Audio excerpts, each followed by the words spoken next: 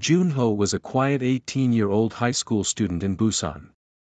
He always sat in the back corner of the classroom, sketching in his notebook while pretending to take notes.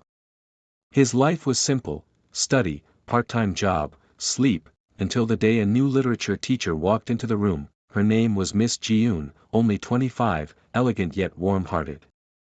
From the moment she smiled at the class, Junho felt something he had never experienced before. Her voice was soft but carried a certain magic, and every time she read poetry aloud, it felt like her words were speaking only to him. At first, Junho tried to ignore his feelings.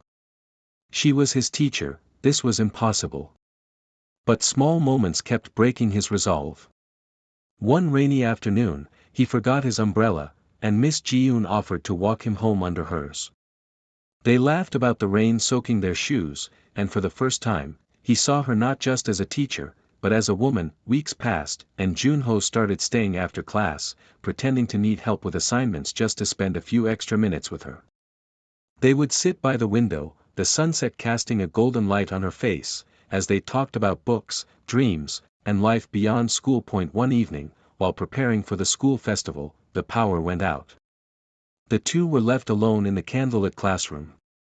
The flickering light made shadows dance on the walls, and in that quiet moment, their hands brushed. Ji-yoon looked at him, her eyes searching his.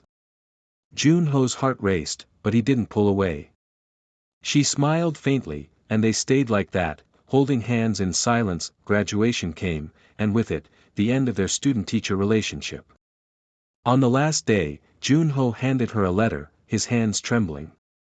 She read it after the ceremony, his confession of love, written with honesty and hope.